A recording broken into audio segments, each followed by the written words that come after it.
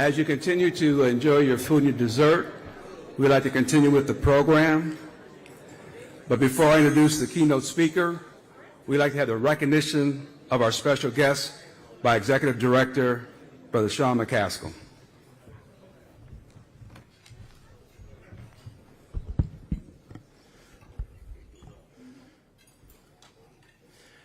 Of course, there's never an Alpha event without one of our favorite Alphas, and that's Congressman Bobby Scott.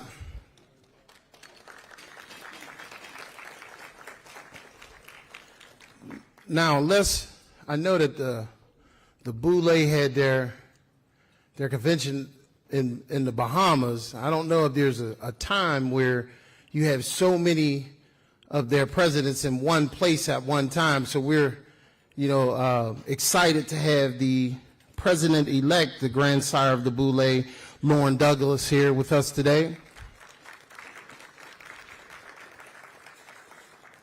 But they're not done yet because we have a past grandsire, one of my favorite Alphas, Brother Greg Vincent.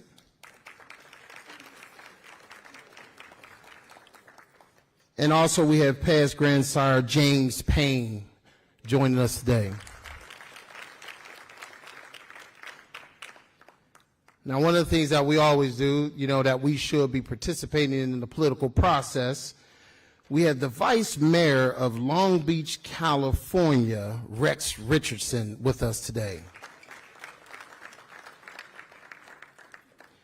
And we have two university presidents, Brother Dr. Jack Thomas, president of Central State University, and Brother Dr. Japhis Hardwick from Florida Memorial. Thank you.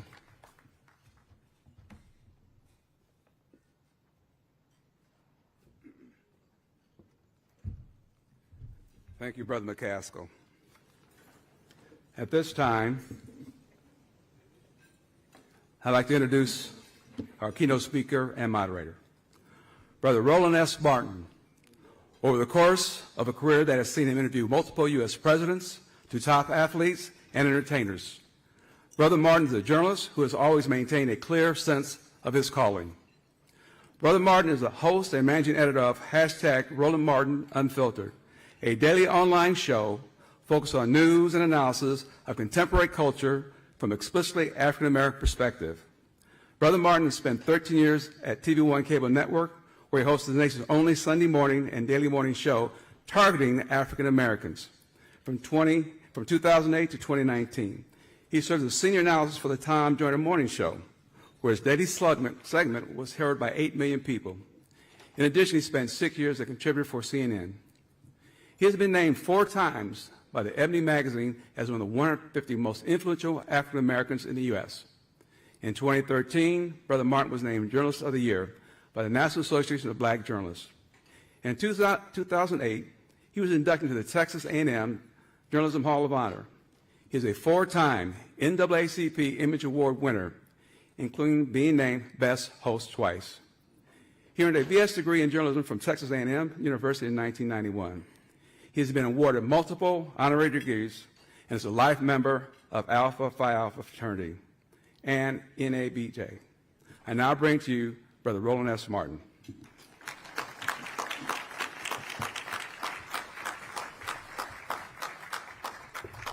Appreciate it. All right, how we doing? All right, cool. Glad to see everyone here. It's a whole lot of stuff happening. Some of y'all were out late last night. Y'all got to pace yourself. You don't stay out late at CBC on Wednesday. You got to like gradually go into the latest supposed to be Saturday, then Friday, then Thursday. You're supposed to go to bed by at least 12 on Wednesday. So that's why some of y'all trickled in here. I understand. Glad to see everyone here. We've already given the shout outs to all of the past presidents, current presidents, grandsires, archons, other fraternities. So we ain't doing all that. All right, so glad to see everybody here. I want to get right to it because I don't believe in wasting time. I said this a couple of years ago when I spoke to the brothers. I gave the brotherhood speech in Baltimore. So I want you to ask the question. So turn to the person to your left or to the right. I want you to ask them this question. Did you run your yard, but right now who runs your city? Now, see, I need y'all to understand something. If y'all thought y'all were going to invite somebody that's going to make y'all feel comfortable, y'all should have called my wife. She's a pastor. She could have prayed with you. She could have laid hands. God gave her a wonderful spirit of comfort. God gave me a spirit of discomfort. And that's why I asked that question. Because the thing for me is, as I've traveled around this country, as I've gone to cities and states and towns and talked to elected officials, and I've talked to community groups, and I listen to those of us who are in the Divine Nine, but not just the Divine Nine, those folks who are Prince Hall Mason, who are Eastern Star, who are Links, Ladies of Distinction, all the groups that we have. We love talking about who we are, what we do, how many members we have, but the question is, do the folk outside our groups know that? You have to ask yourself the question. Here we are talking about an election. If all of a sudden 500 black men wearing black and gold, or wearing crimson and cream, and wearing purple and gold, or wearing blue and white, or if you saw pink and green and red and white and blue and gold, if groups all of a sudden walk down the street, would black folks know who we are when they see us in our colors? And the answer is no. That means that they have not been seeing us on a regular basis, flexing our numbers. We spend inordinate amounts of time in business meetings, and I'm still trying to figure out how much business is there in these meetings. Brother mentioned being in the Bahamas for the Grand Boulay. They were like in a business meeting for 12, 14 hours. I have no idea how in the hell they were in that meeting for 12 or 14 hours when we talking about a group that don't even have more than 6,000 people. That makes no sense to me. I'm sorry. See, I'm just going to call it like it T.I. is. Yeah, right, made no sense. That's why I was on the golf course. Ain't no way in hell I was going to be sitting in a meeting 12, 14 hours that did not involve lots of money. And so what I want us to be doing is, we're talking about now less than 50 days in the election. We have to be asking ourselves, how do we have this much so-called power, influence, leverage, smarts, and resources, and literally our community don't know? I'm not talking about our scholarship events. I'm not talking about galas and Christmas parties. I'm talking about how are we actually responsible for public policy being changed in the places that we live. And I'm talking about taking advantage of this power. We literally have the most sophisticated infrastructure out of all black organizations in the country. Think about it. Our organizations are international, national, regional, state, grad, undergrad, and our programming goes from K through 12. There is no other, you do not have that level of sophistication in any other way.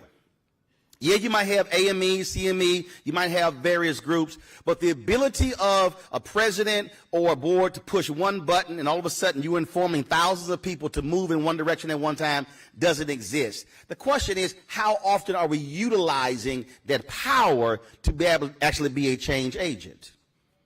So let's just say, and I'm not talking about, because we love talking about, well, let's all go to D.C. No, I'm talking about staying just where you are. Because see, what I'm speaking about is also biblical. If you read Nehemiah, when Nehemiah saw that the wall had crumbled, he then went and inspected the wall, and then he came back and he talked to the people, and then he said, the people then said, let us rebuild. See, one of the fundamental things that we do is we are so caught up in, well, what is our leader going to say? No, we have leaders who provide vision, but it's the folk who are under the leader to then say, take that vision and now put it out there. So you go through Nehemiah 2, 3, and 4, you will see who built this portion of the wall, who built this portion of the wall. That's really what our responsibility is. And so if we're talking about in our cities, the question is, if your school board is meeting 9 or 10 times a year, when are the alphas going to the school board meeting as a group, then the deltas, then the AKAs, then the sigmas, then the kappas, then the omegas, and on and on and on. I'm not saying you got to go every single month. Hell, if they got 10 meetings, there's 9 of us, y'all, that's literally one group go twice. That's really it. And then the next question is, okay, so whoever goes to the school board meeting this month, then who's going to the city council meeting? Then who's going to the county commissioners meeting? So now you're rotating. Do understand how politics works. If you're a politician, stand up. I see Congressman Bobby Scott. Come on, stand up. Don't be all nervous. You can stand up. They can tell you if a group of 100 or 200 black people just show the hell up out the blue, they gonna say, who the hell are these people and why are they here? Y'all can sit down now. That's what they gonna say. When Loretta Lynch, when they were not confirming her, sisters were going to Capitol Hill every single week. And I kept saying, where are the brothers? So Jamal Bryant, Jeff Johnson, myself, we said, you know what, we ain't waiting on these groups. So we just put it out there. We said, all right, brothers, meet us at the fountain across from Capitol Hill. And then we just going to show up on Capitol Hill and go and visit people. More than 200 black men showed up. So we had contacted Congresswoman Joyce Beatty, Congressman Andre Carson. We said, look, we're coming. And we're going to meet y'all out here. We'll walk y'all in. Let me tell y'all something. It was more cops that day than on January 6th. White folks were coming out of offices like, what is going on? Because there was no memo, there was no advance notice, just 200 black dudes just showed up out the blue on Capitol Hill to say, we're here supporting Loretta Lynch. Now, when you understand how politics works, we know how folk don't want to take meetings. And so we were like, all right, who's from Mississippi? Brother said, I am. So we said, you come to the front of the line. So we go into the office of Senator Thad Cochran. He's now deceased.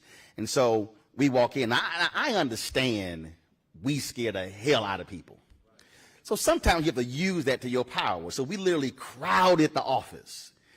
Ain't nothing like 40 black men in this small office and everybody else in the hallway, and it was like a swarm. And so they said, sorry, you don't have an appointment. It was 3 women who were sitting here, and one was assistant. And so she heard what we were talking about.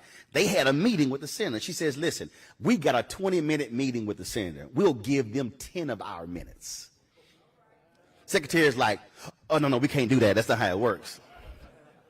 So we said, well, we're going to wait. He said, well, could y'all wait in the hall? No. We stay in the office. So one of the aides came out. They said, it's a lot of people in the office. Is there any way y'all could just filter outside? And it was a brother who was with us. He said, yeah, we can do that. Well, first of all, he didn't plan this. And I said, oh, I'm sorry, he didn't plan this. No, we're not leaving. I turned to him and said, you don't make decisions for the group, especially when you didn't call a group meeting. Because I needed him to understand, I needed them to feel the pressure. But the second thing was, most of the black men who we had called had never, ever been on Capitol Hill, and they lived here in the D.C., Maryland area. So I wanted them to see what it looked like when we applied pressure. So finally they were like, these Negroes are not leaving. So they said, fine, we're going to get y'all 10 minutes with the senator in the conference room. We said, okay, fine. So we all go in. He walks in. I think he should have been in a wheelchair when he came in. And now, mind you, Senator Thad Cochran, Republican from Mississippi. Now, if you understand politics, he won re-election because a Tea Party candidate was going to beat him in the runoff, but black people voted in the Republican primary for Cochran to keep the Tea Party guy from winning. So the reason he got reelected is because black people voted in the runoff. So when he came in, we said, glad to see you. Will you vote for Loretta Lynch? And he goes, well, I'm not going to reveal that. I'll do that when I vote. I said, okay, that's fine. I said, but Senator, we fully expect you to vote for Loretta Lynch. And mind you, we also live streamed this. I said, yeah, we did. I said, so Senator, let me also remind you, the only reason you're here is because black people put you here. So we fully expect you to vote for Loretta Lynch. And if you don't vote for Loretta Lynch, do understand we'll be back. He's like, okay. Meeting ended. All of these brothers who had never been to Capitol Hill, who had never seen anything like this. They were like, yo, when we coming back? I tell that story because when we use our power and then leverage it, we can get something in return. Did Cochran vote for Loretta Lynch? Yes, he did. But one, we were informed enough to remind him that black folks put you here. Two, we understand how that process works, and we're willing to use it. And so if we're talking about election and talking about voting, I keep telling folks, the election in November is the end of one process, the day after the beginning of another. So what we often do is we push everybody to vote, vote, vote. Then once the election is over, we go back to doing what we're doing. No, we have to then turn around and then pressure them and push them to do what's required. We can't sit here and go, hey, Congressman Bobby Scott, man, you're doing some great work on education. Yeah, but when he's catching hell, he needs backup. He needs Alpha showing up and Delta showing up and putting pressure in the subcommittee meeting to ensure that what he is pushing doesn't get cut out. And then when it passes the House, we can't go, yay, it passed the House, Black Caucus, great job, because it's going to the Senate. We then got to leverage the power over there. And then if the White House is tripping, we got to let Biden know as well. And so what I'm arguing for us to do is for us to get out of our bouginess and get out of our comfortable positions and understand if we are not fully leveraging the power that we have with our numbers, well, why in the hell we got it? And then if we're not leveraging it, stop talking as if we are. Because I'm just letting you know, like when people make these announcements, oh, we doing this big thing, I said, no. Roland, can you cover? No. Call me when you have the 6-month follow-up meeting. And why do I say that? Because 99.9% there will not be a 6-month follow-up meeting because the planning went into the announcement and there was nothing behind it. This is an opportunity for us to fully maximize our power. And let me specifically say this to all of the brothers who are in fraternities. I am sick and tired of seeing black women mobilize and organize, and bros, we are sitting on our collective asses. Let me just be real clear, and I'm saying it for a reason. Since 2016, there's probably some sisters in here who be on that call. 800 to 1,000 black women be meeting every single Sunday on calls that last 3, 4, 5 hours. I know many, see, she laughing because I know, see, y'all know, they on that call, they raising money, see, I know a whole bunch, they raising money on the call, Oprah pop on the call, they got other folks, they got an agenda and all of that. I was talking to some brothers like, man, we need that. I said, you know why we don't have it? He said, why? I said, because anything that we've actually had, black women actually organized. I said, we cannot ask black women to organize something for black men and then somehow think we're going to benefit from it. Right now, you have black male candidates who are not getting financial support, and brothers are like, man, what can we do? This has to be a collective. This is one of those things where Alpha cannot be separate from Omega, and Omega can't be separate from Kappa, and Kappa can't be separate from Sigma. Sigma cannot be separate from Iota. We can't talk about brotherhood if we don't practice brotherhood. On April 3rd, 1968, when MLK gave his speech in the Mason Temple, he said, black people individually or poor, but collectively, we are one of the richest economies in the world. The only way we are going to move forward as a people is if we practice collective economics, collective organization, collective mobilization. That is the only way. And if we do that, then we're going to actually see some substantive changes happening in our community. So the challenge for every single person leaving here is, what is my chapter going to do? What is my city? What is my state? What is my region? And what are we going to do nationally? And then when we truly activate our power, then you are going to see how we are able to change the dynamics of our communities, of our countries. And when we do that, and when black people who ain't never heard of us see us, and they see us in our colors, they're going to know exactly who is coming. And then when every white politician who sees us and every black politician who's not voting in our favor, sees us walk in our colors, they gonna shudder and say, we better do what's right, because if they are mobilizing here, they're gonna mobilize folks at the ballot box to take me out. I have no problem taking black politicians out who are not for black people. I said this, and I'll close on this, and people ask me all the time, they say, man, you ain't afraid to hit nobody. Nope. There are no sacred cows. We all have finite time in terms of our lives on this earth. And my motto has been the same my entire career. If you do good, I'm going to talk about you. If you do bad, I'm going to talk about you. At the end of the day, I'm going to talk about you. And that means I have people like, man, you hard on alphas. Precisely. Because I said I'm one of them. I'm National Association of Black Journalists, life member in the Hall of Fame, same thing. Any group I'm a part of, same thing. I told the Boule point blank, you give a damn more about wearing a bow tie to a doggone black tie dinner than actually having public policy discussions at a conference when we got black folks sitting in the membership who running for public office. I am no longer interested in the parties for us. I'm interested in us changing the fundamental dynamics of our communities.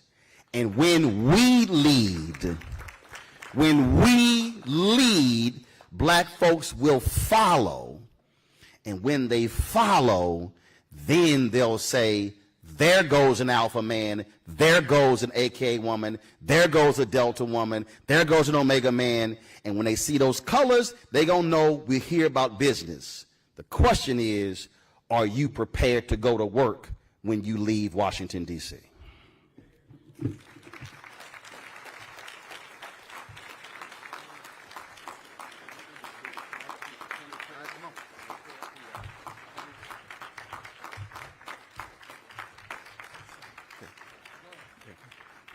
So at this time, we're going to call our panelists. First off, Brother Martin, thank you for that speech. It's motivating, and we should take it to heart that not only we can do more and do better, we all can do more and do better. Thank you very much.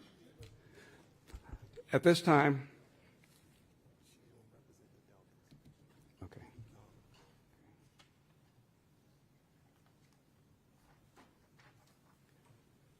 at this time, I'd like to go to the panelists. We have a slight change. First off, from Omega Psi Phi fraternity, Brother Ricky Lawrence Lewis, if you join the podium, the stage. Okay. Delta Sigma Theta sorority, Elisa Koch Holmes. Elsa. Okay, Miss Dee Dee James. Kong, yes, please join us. Okay, you want to direct? All right, let's do this here.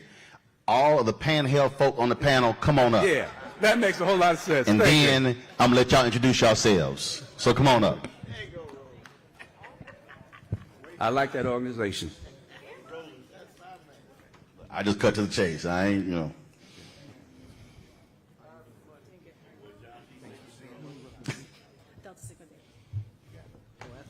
Don't worry about it. Y'all going to take a seat. I'm going to have you introduce yourself. Cool.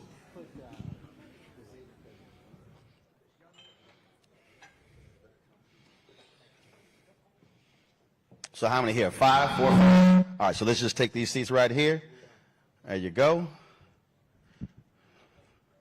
Here. Okay, here we go. Come on. We got enough seats. Don't worry about it.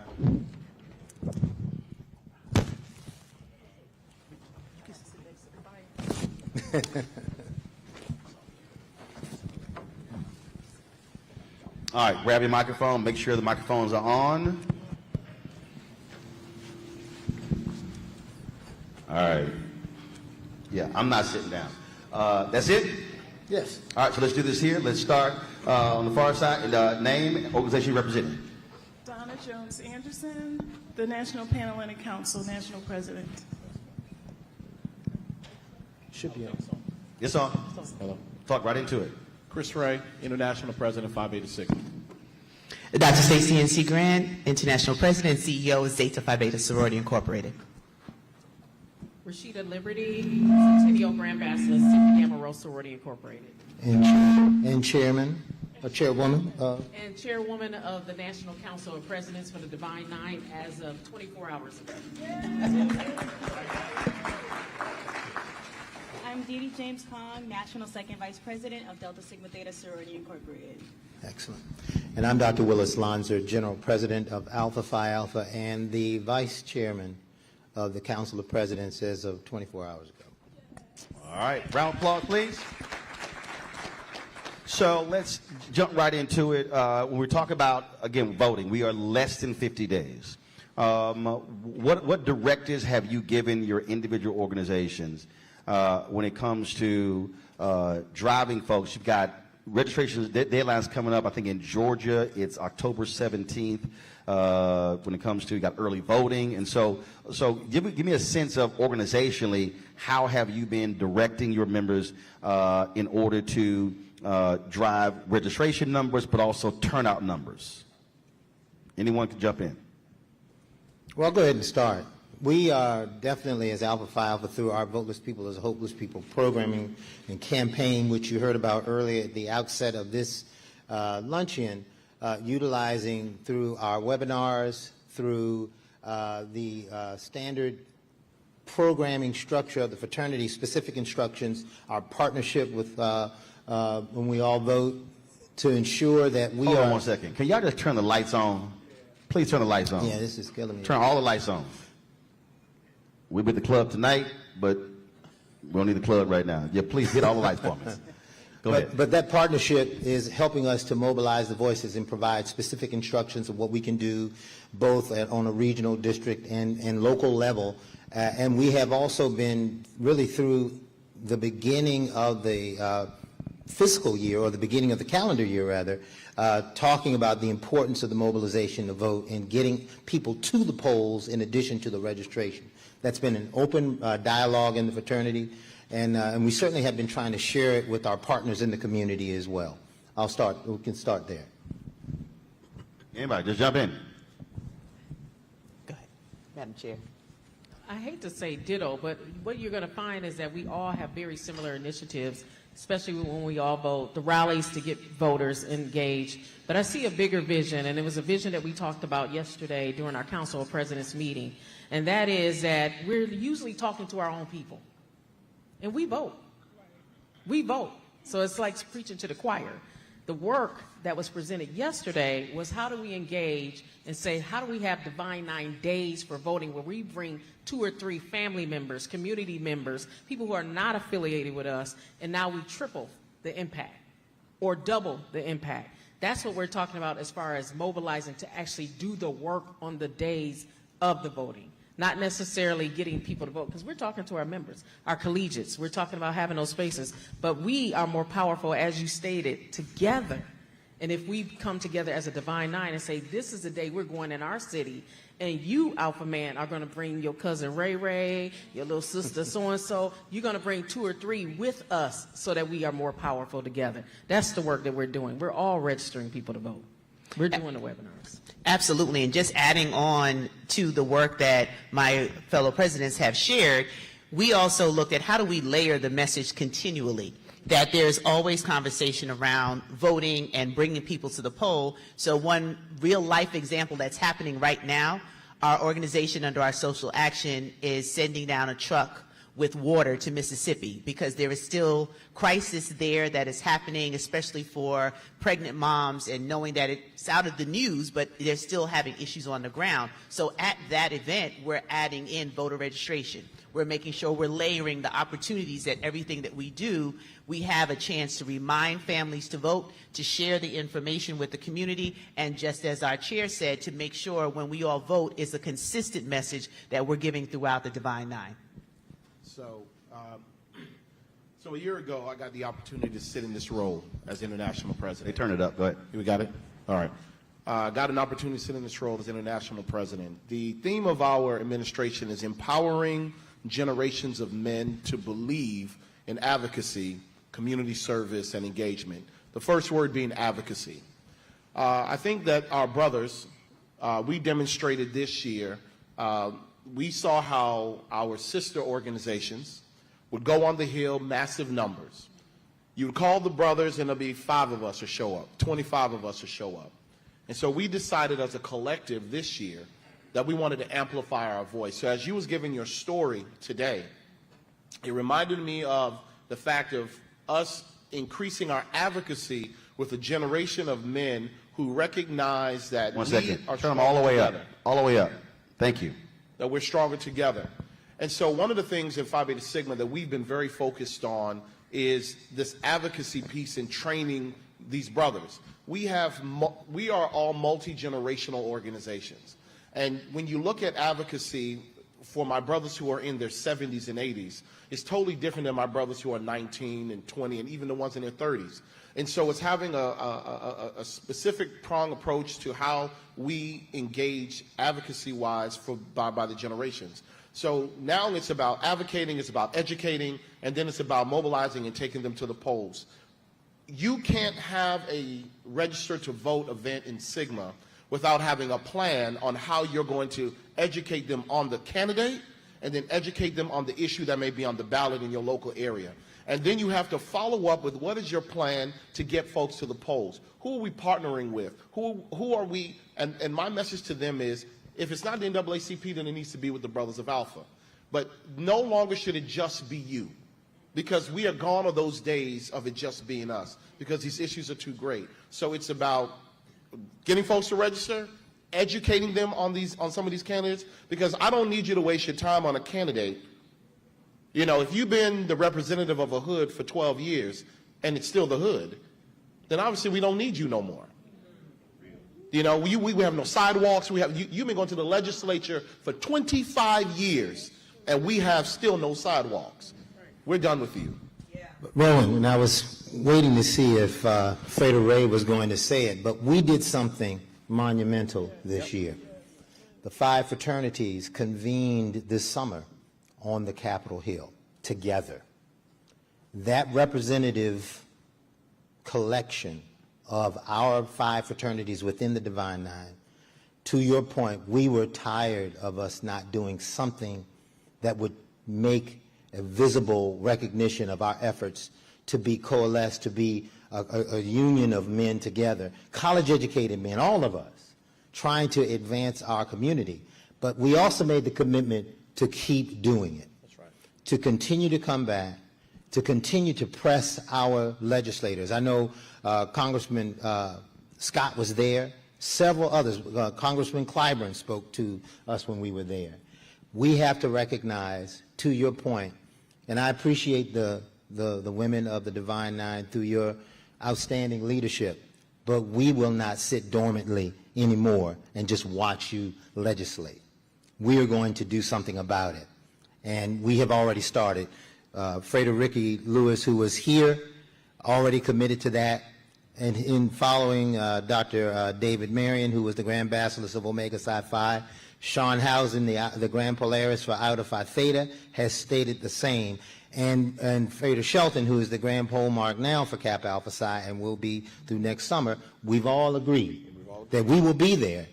And there's an opportunity for moderators like yourself to come in and talk about and provide insights on things that you're seeing through the media, even some of the occlusion that we see pulled over around HBCUs and how they function versus PWIs, like we talked about earlier. But from the political perspective, we need it there.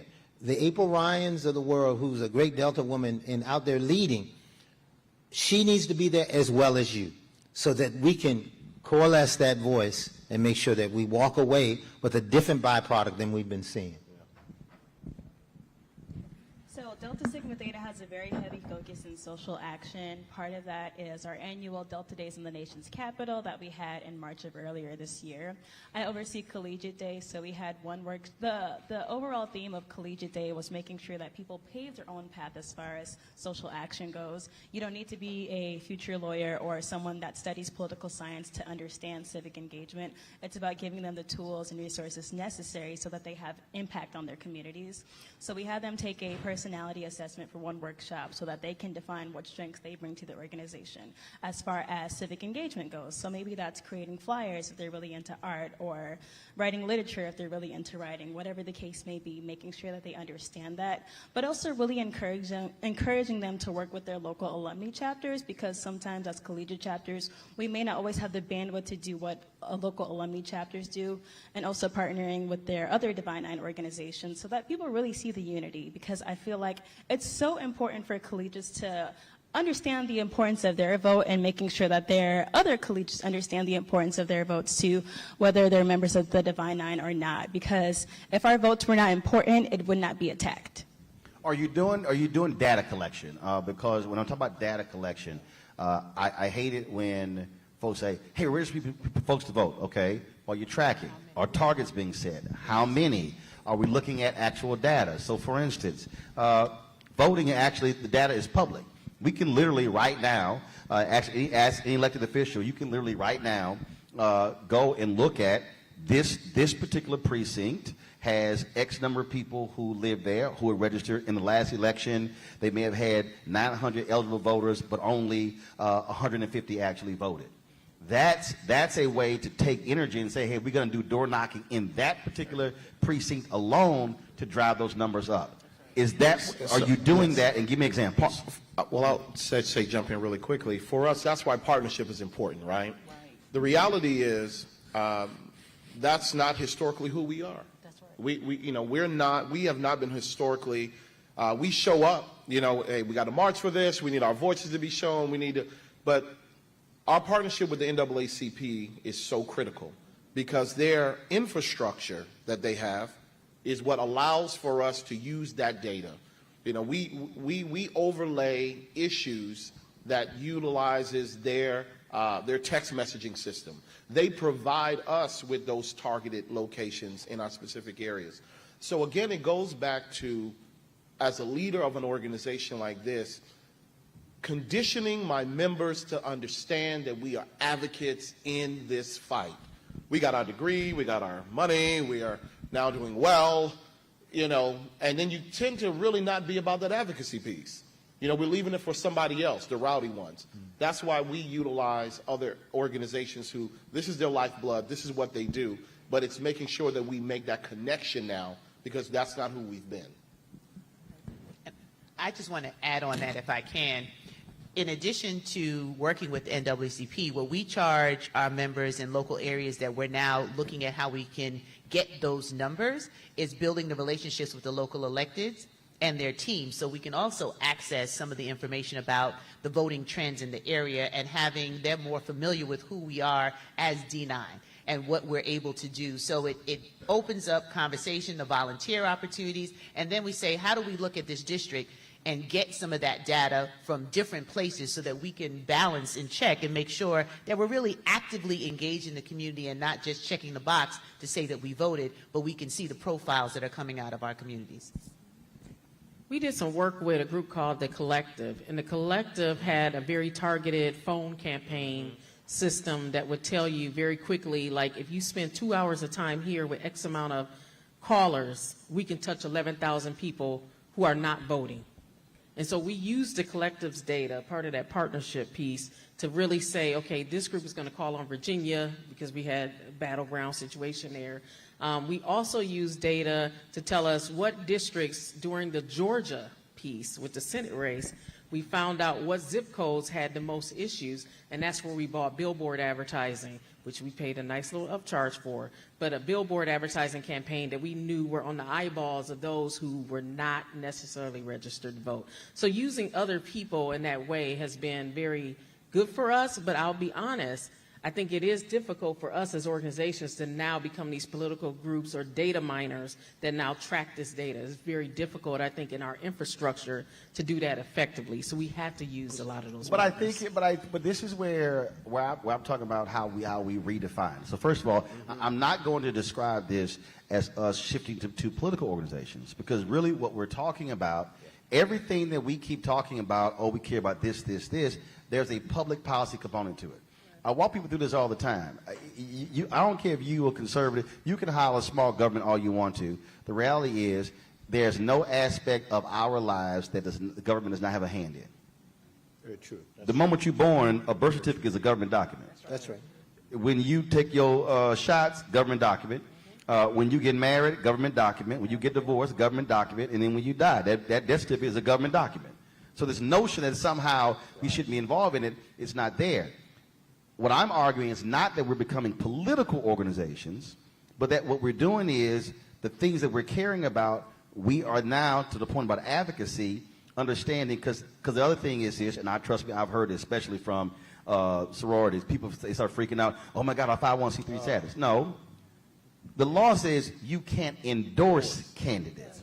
It does not say you can't champion issues. And so a lot of our organizations are too damn scared walking around like we're going to lose our 501c3 status. No, you just don't endorse a candidate as a group.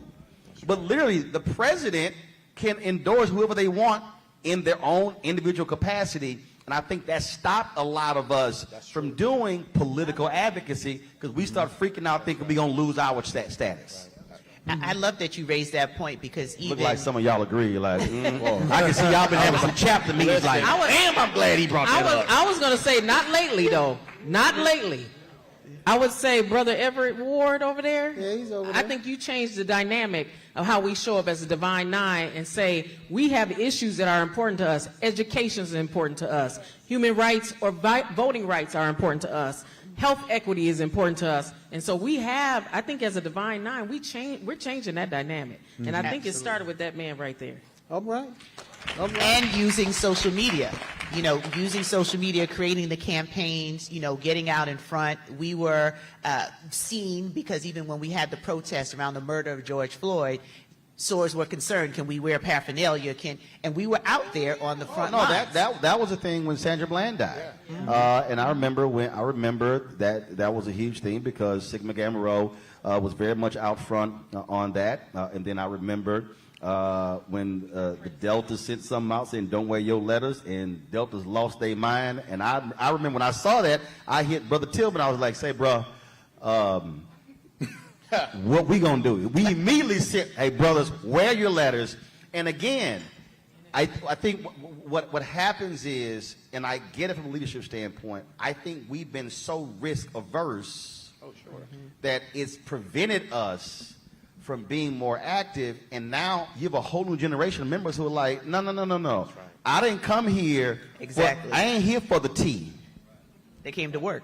And so I think that has forced an adjustment to your point when you have different age groups in our organizations, because there's some cats who are like, no, we not doing how it used to be. Yeah, I think that one of the things that we miss, one of the things that we miss as organizations is that certain leaders end up influencing the body in such a way because they're so risk averse, right? But then we get up here and we talk about those issues, but then you're scared.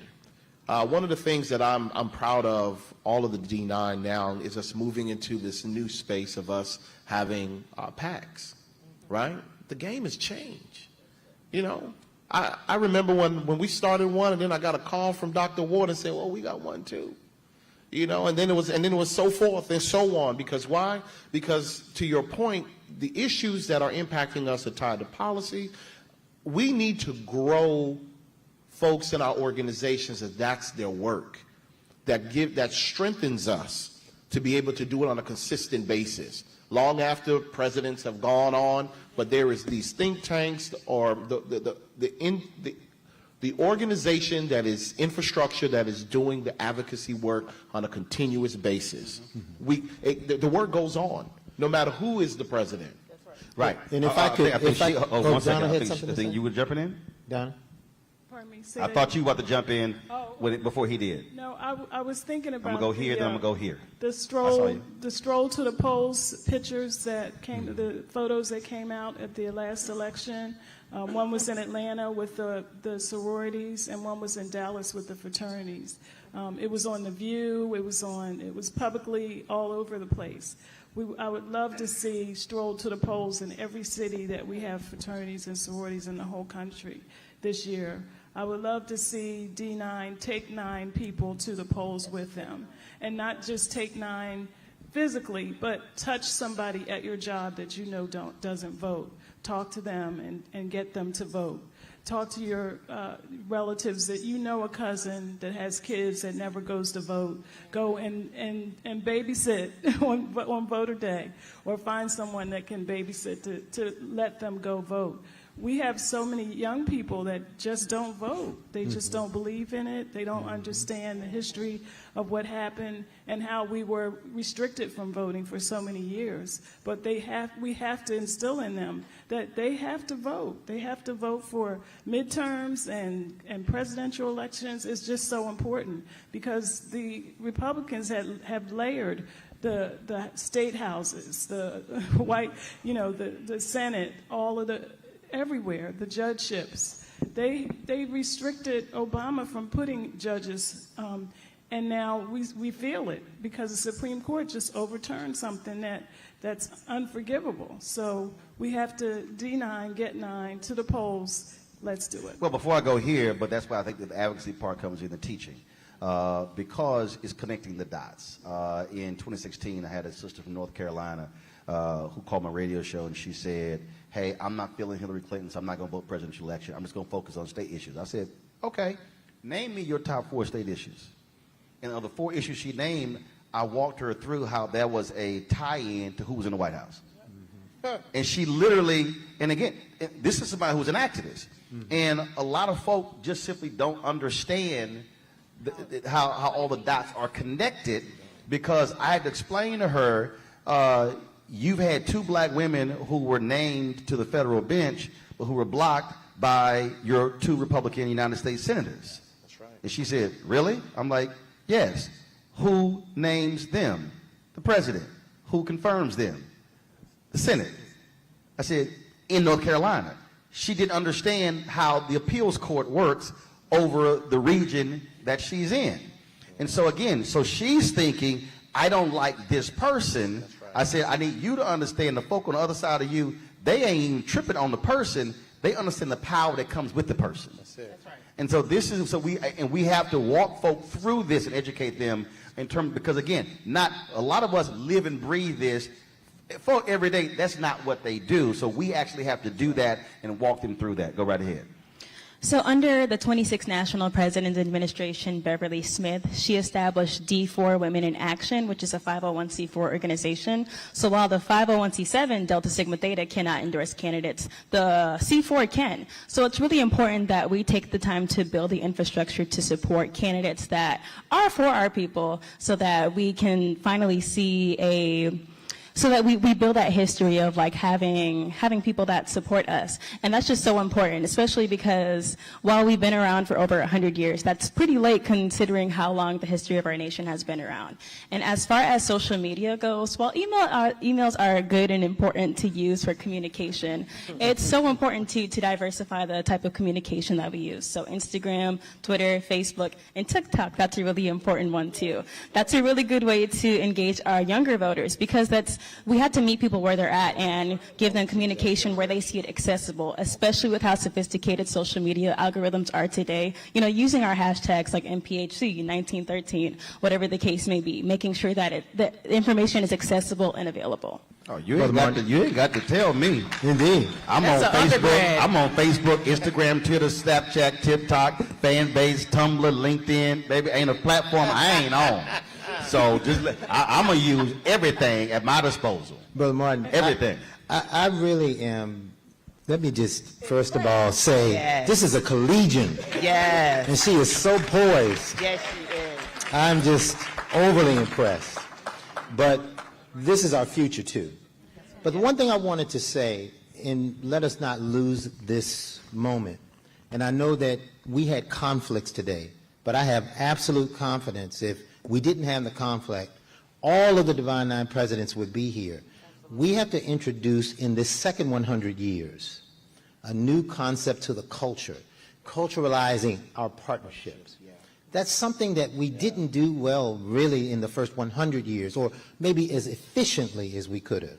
But we have the opportunity now, because we recognize the collective power that we have, as you mentioned earlier, But it's important that we culturalize as we induct our new members and as we indoctrinate our membership constantly that what happened in the 80s when I was initiated is not happening now.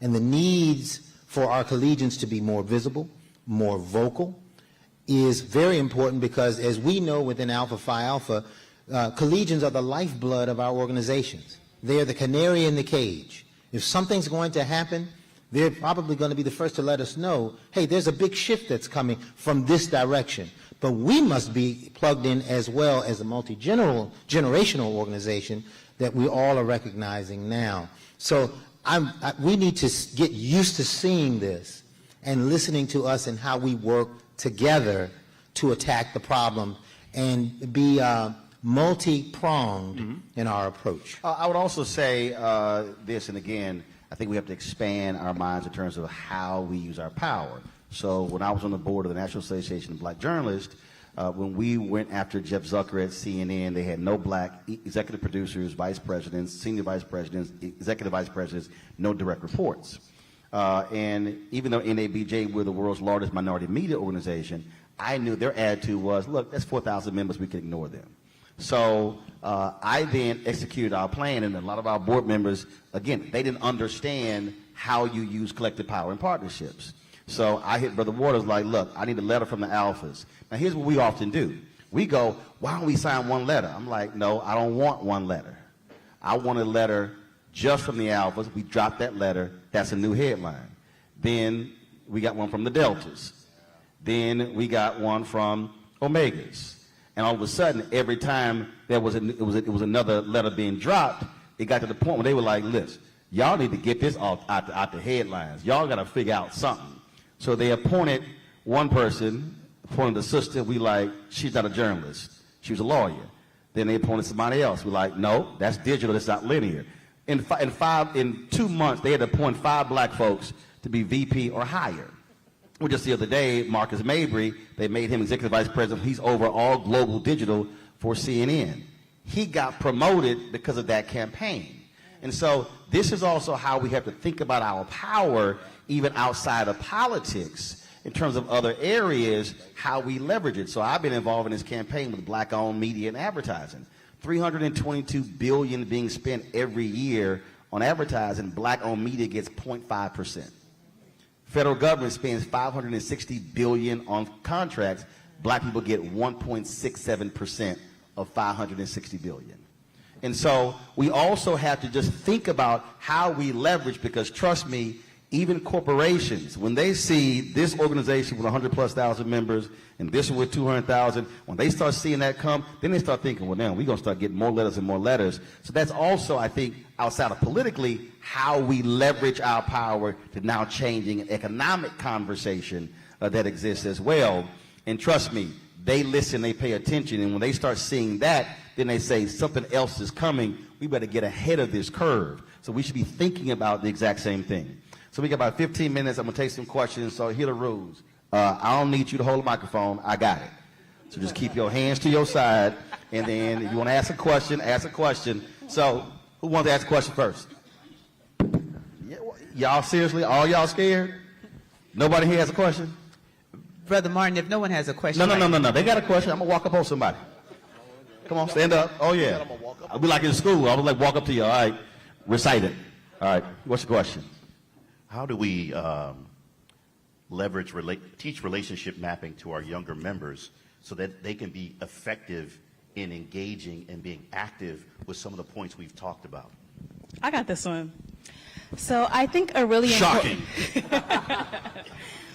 So as far as our relationships goes between collegiate and alumni chapters, it is so important to empower them and give them the education and tools necessary for them to be successful. Because something to keep in mind is that the seniors now in college were freshmen when the pandemic hit, meaning that when they were in leadership roles, there was a time of isolation where they missed out on those soft skills of like relationship building, making sure that you make your members feel comfortable when they're coming to events and whatnot. So really empowering them, but also building them up to be leaders. Because if you see something, again, I feel like a lot of leaders in Delta, they always talk about, they someone mentored them and saw something in them so that they're the leader who they are today. So if you see something special within your collegiates, make sure that you tell them that, give them that empowerment and that encouragement, and make sure that what you have between them is a safe space, because how can we be a brotherhood or a sisterhood if our members don't feel safe? And that's how you kind of build that pipeline, making sure that they're transitioning to alumni chapters when they graduate, but also so that we have a very well-versed next generation of future leaders.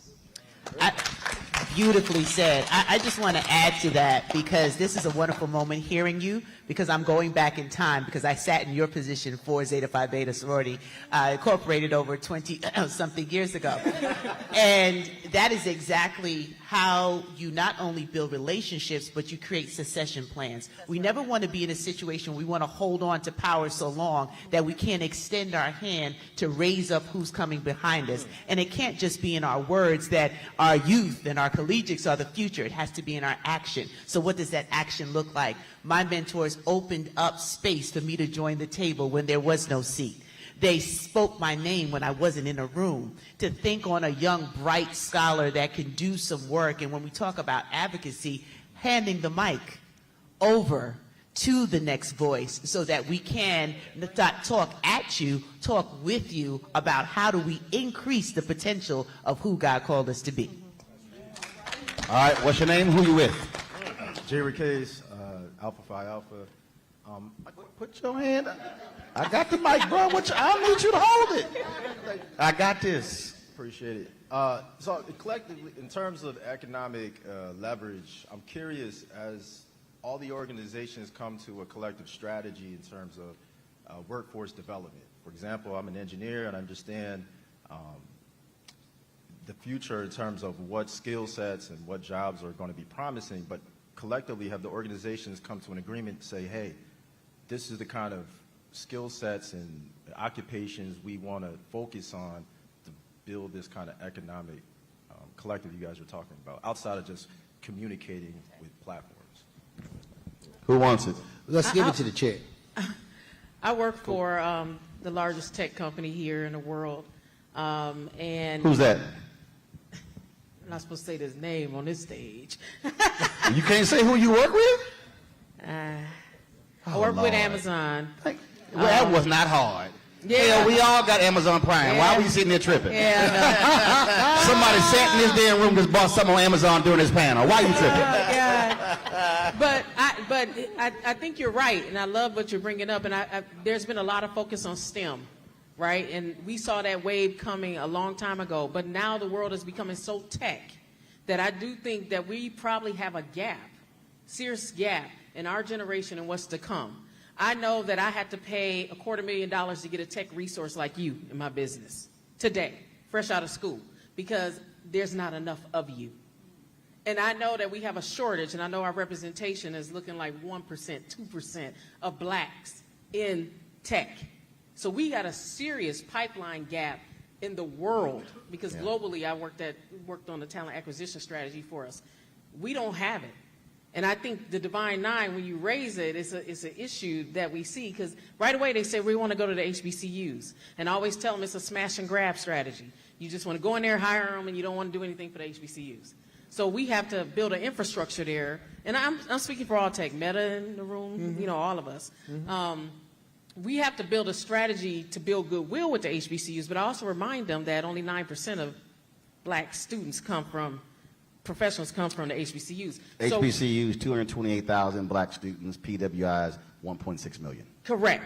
So we have to focus on them as well. And we also, as some companies, we don't nurture them either, right? It's a very tough environment. I know we're tough. I was just telling you that we're a year and 9 months tenure in our business, but I digress. But long-term strategy for the Divine Nine, I do want to say that we do have an opportunity to develop tech leadership in the business, because that's where the world is going very quickly. If you don't have a tech background, you're going to struggle within the next 10 to 15 years. So, can we add? Well, I'm sorry. Sure, go ahead. Go ahead. No, I was Go ahead. going to say that one of the things that I know that, and I've heard this through many of our organizations that are mentoring the next generation, right? Phi Beta Sigma, we have the Sigma Beta Club, and I know each of us have one. And we were speaking with members of the Boule. There's a STEM initiative that the Boule is rolling out, that we're trying to overlay for the first generation. That's how I want to call them, as they get ready to go to school, as they get ready to go to college, and being able to get into the pipeline. The preschool piece, right? Where we are trying to get them early, understanding that the economy of the future, which is actually now, I hate when they say economy of the future because it's actually here now, is that we are literally trying to position these young men to go into fields that we know are going to be jobs that have not even been thought about yet, that is going to be overlaid by tech. And then from that, and from there, you then end up creating a pipeline of members through strategies that, through new partnerships. Again, something that Brother Dr. Monza just stated, this generation of NPHC leaders, we're trying to be different. Yeah. I know the beefs that we had on the yard. Let me tell you, man, the world is the yard now, right? And if you're not thinking about how, and again, how Brother Martin stated, oh, yeah, you ran the yard, but you don't run your city. That's real, right? And so it's critical that we understand that the programs that we have as chapters, if you don't have a focus on the youth, that then feeds into your collegiates, that then feeds into the adulthood, then you absolutely don't have a real strategy as an organization. And I just wanted to, it really works in concert with both what Sora, Rashida, and Freddie Chris said. We also have to think about building pipelines in other segments and areas outside of STEM. We now, in Alpha Phi Alpha, are organizing in that way, but the thing I want to bring to the table is that we now are ideating together as a Divine Nine, sharing best practices. Those are corporate strategies that are done when they go beyond any type of special knowledge that might be proprietary to a company, but they're functional things to ensure that the industry works well. We have to recognize that we are now the organizations, as we look to use a term that we use in pharma called Future Fit. And Future Fit shows that we are now trying to be, in many respects, peers and take to the next level what organizations like ours look like.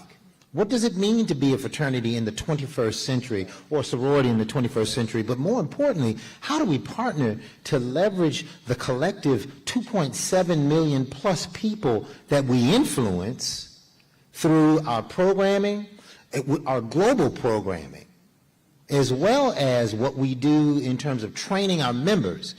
We know what our mission statements are. All of our missions are similar. We develop leaders. We're tracking and building brotherhood and sisterhood. We're cultivating academic excellence, and we're providing advocacy within the communities that we serve. Our colors are different, but our missions are so much the same. And the sooner, and we've started to recognize it, you will see a difference. What we need the membership to do is be ready to move when we say move. It may not be the Alpha of old, or the Sigma, or the Sigma Gamma Rho of old, or the Delta or the Zeta of old, or the AKA of old, because I know that Sora Danette could not be here with us today. But we are committed, and the Iota of old, but we are committed to making a difference, I believe, based on just the rhetoric that we've had. I don't think that anyone would disagree with that. You talked about, I totally agree on the STEM piece, but when Reverend Jackson was targeting Silicon Valley companies, this is one of the things that he said that people also overlook. 60% of the jobs in Silicon Valley are non-STEM.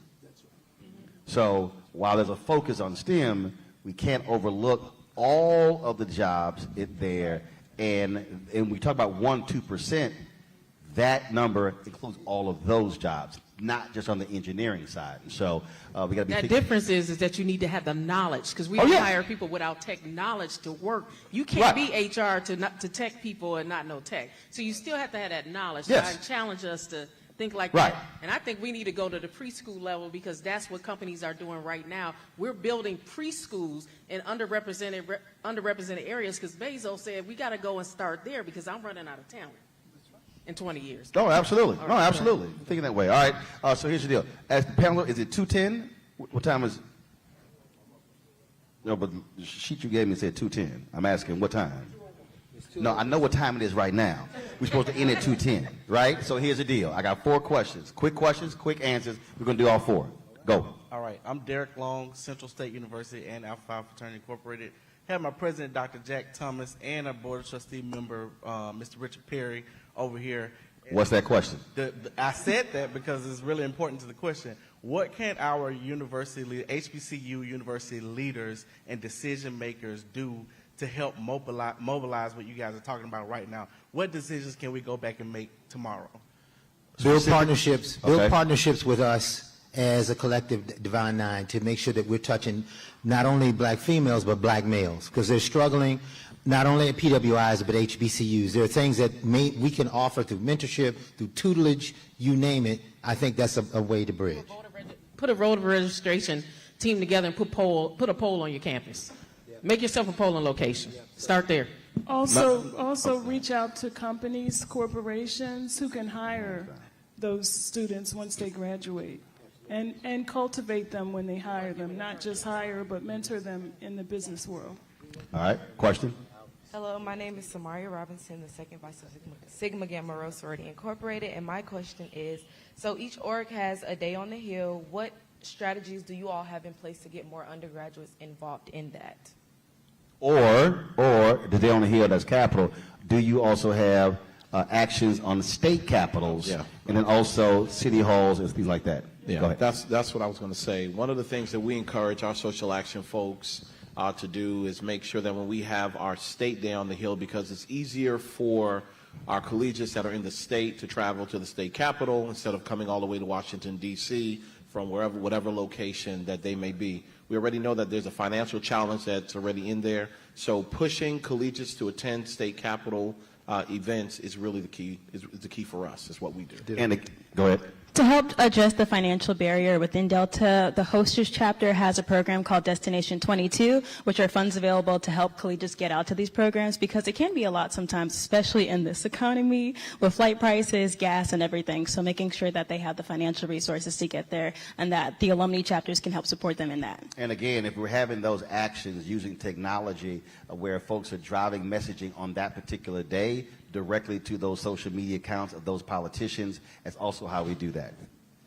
Joshua Harris, Alpha Phi Fraternity. I have 2 short questions, I guess it could be a yes or no. Going to the data point that Brother Martin made specifically about voter registration and our memberships, we do have a partnership with the NAACP. Our organization sharing our list of our memberships to be able to target voters when elections are arriving. And then 2, you all have a requirement to be registered to vote when you become a member, but there's no requirement when that membership renewal process comes up. And are we willing to look at something like that in the future to ensure that our members are staying registered to vote through the process? Yes. To both? Got it. Yep. I will add on that in terms of folks are talking about getting to the polls. Are you mobilizing transportation? Yes. Yes. So that's happening. We're advocating for that now and trying to make an awareness. To be honest with you, we thought about it. We register people, but how we get into the polls? There you go. So we're trying to partner locally, even with other entities, and encouraging that so we can facilitate getting people to the. And I explained to a bunch of pastors, you have vans and buses that are actually unused. Yep. So use the exact same strategy that we used in Montgomery during the bus boycott. Create, in essence, your own transportation, and that way people can call a number, take that ride to the polls, and then take them back home. Question? Yes. Malwan Johnson, International Social Action Director for Phi Beta Sigma. You just mentioned a key thing about polling places, and you asked the HBCU to have a polling place. But we know in 2020 and now in 2022, we have a shortage of poll workers. And so my question is that what, as a collective, whether it be the MPAC or your individual organizations, that we're doing to address poll workers, because we know that with the lack of poll workers, they're closing in underserved populations, making it difficult to access the ballot box. And most of those poll workers are 65 plus. My parents do it, and those also pay jobs. Anybody? So, that's a great question. Brother Malwan Johnson, International Director of Social Action for Phi Beta Sigma. What he's asking is, what you doing? What are we doing, right? Well, we got a partnership with Power to the Polls. We have a partnership with Power to the Polls, which, of course, identifies, again, the next generation of poll workers to be able to be engaged in what we're doing now. We've been encouraging poll workers. Even one of our past general presidents, Mark Tillman, has gone and worked the polls. But we do need to, I believe, ramp up our efforts because of it is. They got to go through a process. Yeah, that's They do. training. Yeah, It's a training. but the reality is most, and again, my parents have been doing it for a long time. My sister now does That's it. right. Her It's daughter not for now another does it. generation. But we don't even think about the reality. Those are also paid jobs. They are. And so, again, if you don't know, you don't know. And so that's where we have to take that information and drive it out to membership, saying, hey, consider being a poll worker. That's a bit that is huge. I had someone on my show, this organization that does that, where they are trying to increase those numbers. But I think we need to support them too. Now it's physical risk and harm to your life to work on a poll. I mean, we look at what's happening because in the Georgia. law's been changed. Well, yeah, yep. I mean, look, in Georgia is a prime example, and I think as an organization, just like we saw all of our organizations work in the '60s to support those who are out on the forefront, we need to rethink that and certainly put in. And we ask the membership who's here, those are brothers who are here, let us know when you're trying to do that, because we may need to put some efforts behind you to ensure that we can make you protected and do what we can do, at least on our end. Closing comments, 30 seconds each. We'll start here. We would like to have the contact that you have for poll workers, because we could put it on our website, send it out to our membership, and funnel it throughout the organizations. Final comment? Just got to continue to work together.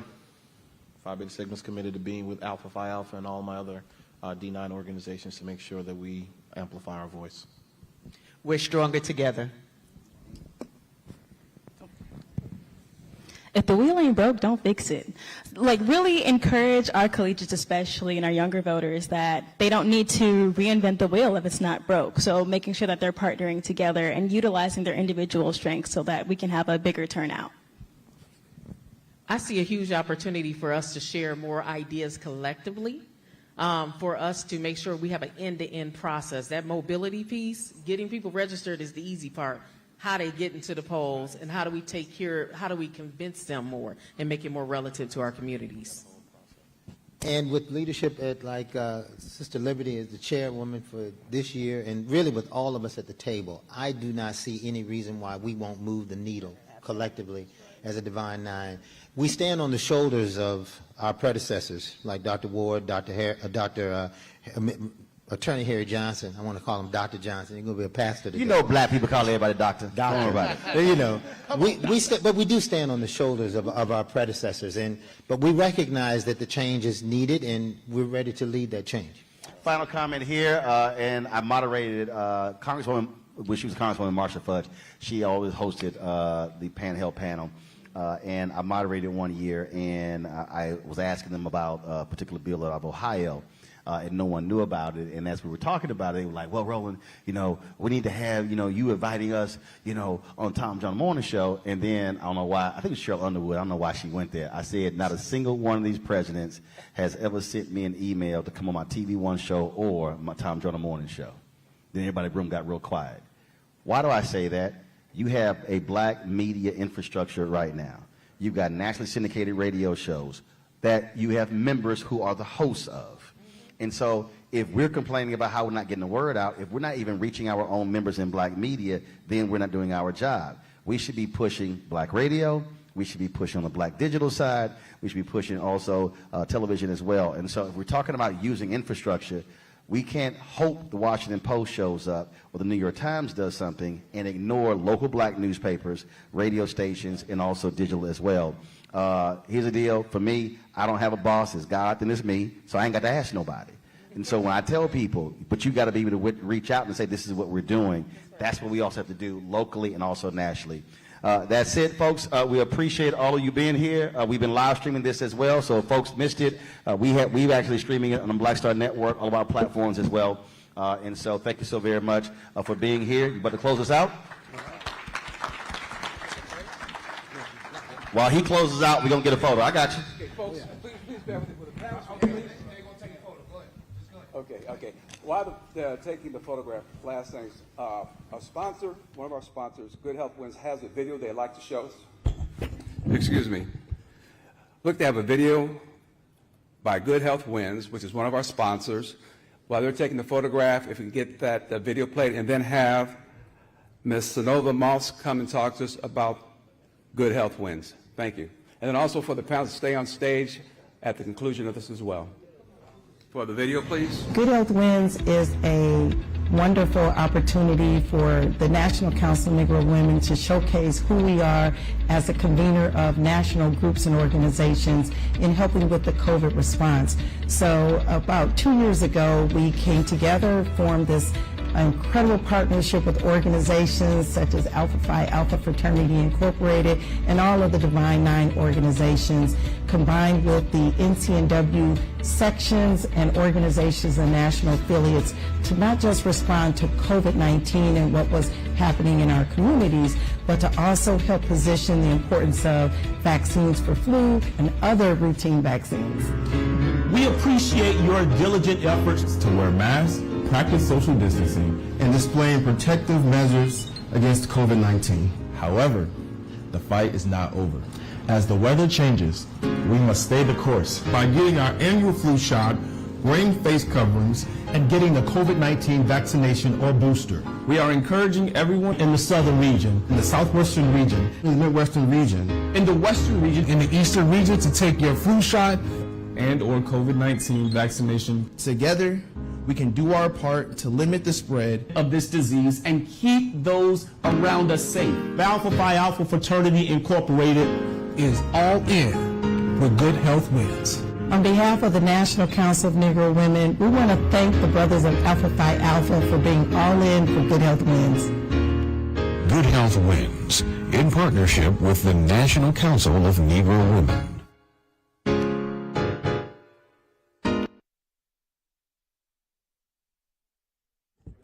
Here we go. Yeah, turn on.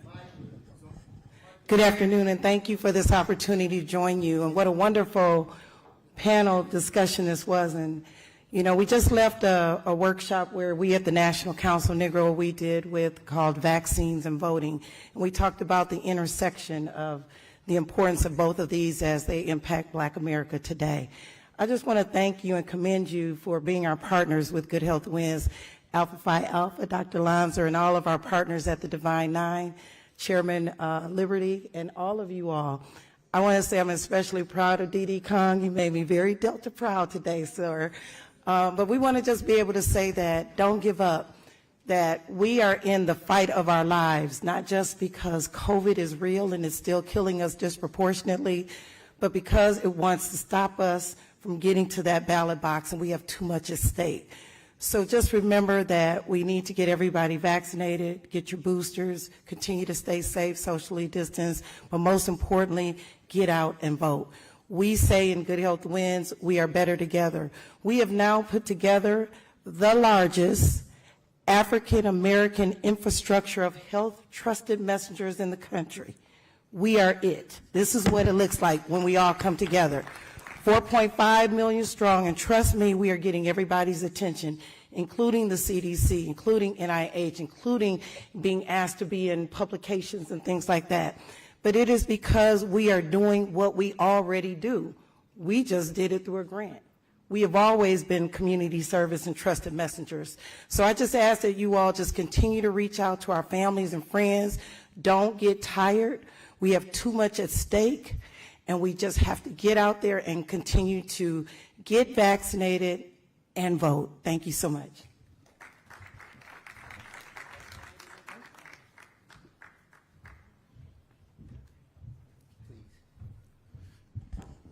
Ladies and gentlemen, thank you so much for coming today to this forum and being who we are. Brother Martin, I need you to come on up. Hop up. Don't pop your Achilles tendon, though. I'm not going to even comment. I'm not going to speak it into existence. I appreciate. There wasn't no pause. On behalf of the fraternity, I want to thank you for your willingness to always step up and partner with us to invoke not only the spirit of fire in our hearts, but to prick our minds, keep us honest with ourselves. And if you can't tell an alpha man much, but you can get us to tell you what we think. And we appreciate your words. We appreciate your vigor, and continue to lead. Thank you so much. Thanks so much. Thank you so much. Right here, right here. The check is not in the mail. No, I'm going to sign books. All right, all right. Thank you. I also wanted to provide just a token of our appreciation to our partners who came today, to our chairwoman, Rashida Liberty, small plaque of our appreciation.